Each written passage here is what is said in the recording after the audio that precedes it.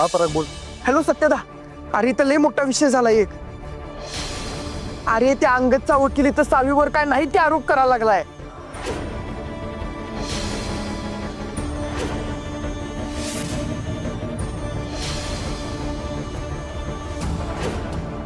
काय? पराग तू टेन्शन घेऊ नकोस, आम्ही लगेच पोहोचतो तिथं. हा ठीक आहे ठीक आहे. काय झालं? आपल्या लगेच कोर्टात जावं लागेल.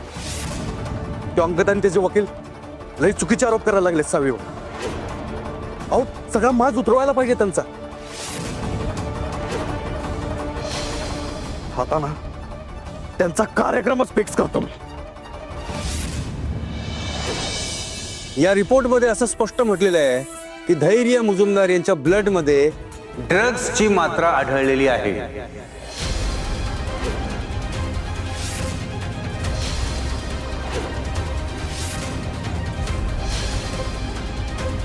नाही नाही, अशक्य आहे. असं होऊच शकत नाही.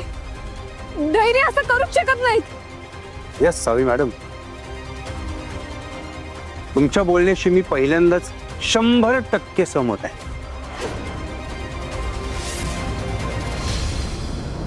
धैर्य मुजुमदार हे असं काहीच करू शकत नाही हे मला सुद्धा माहिती आहे. आणि म्हणूनच त्यांच्या रक्तामध्ये ड्रग्ज पोचले कसे याचा तर शोध घेतलाच पाहिजे ना.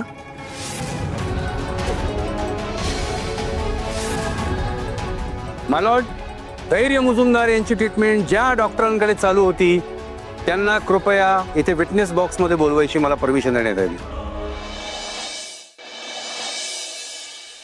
गीतेवर हात ठेवून शपथ घ्या. जे बोलाल ते खरं बोलाल, खोटे बोलणार नाही. गीतेवर हात ठेवून शपथ घेतो, जे काही बोलेन ते खरं बोलेन. डॉक्टर पाटील, ही प्रिस्क्रिप्शन बघून सांगाल का की ही औषधं तुम्हीच लिहून दिली होती ना? हो, ही औषधं मीच लिहून दिली आहेत. म्हणजे एक्झॅक्टली कशासाठी आहेत ही औषधं? काय त्रास होत होता धैर्य मुजुमदारांना? धैर्य मुजुमदारांचा ऍक्सिडेंट झाला होता. त्यांच्या पायाला आणि डोक्याला दुखापत झाली होती. सो हे पेन किलर्स मी लिहून दिलं होतं त्यांना. ओ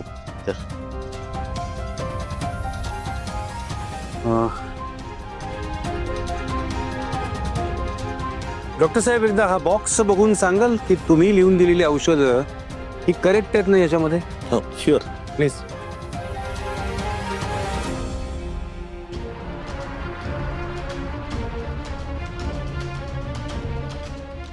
बाकीच्या गोळ्या तर मी दिलेल्या आहेत, पण ही गोळी मी दिलेली नाहीये.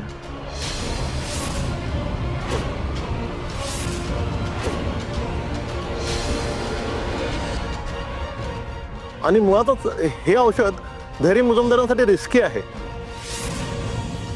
त्यांची सध्याची स्टेबिलिटी बघता हे औषध त्यांना देणं म्हणजे त्यांच्या मेंदूवर इंटेन्स परिणाम होण्यासारखं आहे.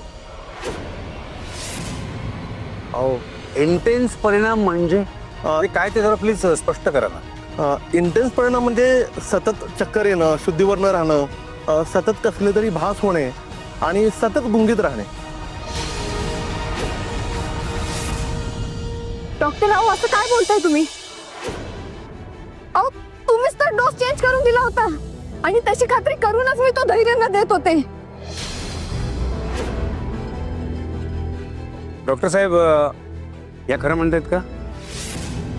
म्हणजे तुम्हीच हा डोस लिहून दिलात आणि आता इथे येऊन तुम्हीच हे सगळं डिनाय करताय का? हे बघा, मी प्रिस्क्राईब केलं असतं तर मी प्रिस्क्रिप्शन दिलं असतं ना. मी गेले 20 वर्ष प्रॅक्टिस करतोय आणि ह्या 20 वर्षामध्ये तोंडी डोस देण्याची मी एकदाही चूक केलेली नाहीये. ऑब्जेक्शन मिलॉर्ड, हा सगळा नेमका प्रकार काय आहे हेच मला कळत नाहीये. ही सगळी कसली चौकशी आहे आणि माझ्या आशेला तर या गोष्टीशी काय संबंध आहे?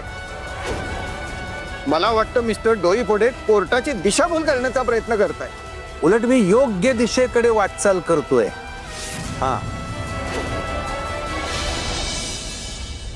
माय लॉर्ड, ज्या धैर्य मुजुमदारांना विपक्षानं साक्षीदार म्हणून या कोर्टात हजर केलेलं होतं त्यांची मानसिक अवस्था ठीक नाही आणि ते तसे का आहेत हे शोधून कोर्टासमोर आणणं हे माझं कर्तव्य आहे. So please. Objection over. My Lord, याच मुद्द्याचा पुढचा भाग उलगडण्यासाठी मला कृपया धैर्य मुजुमदार यांच्या आई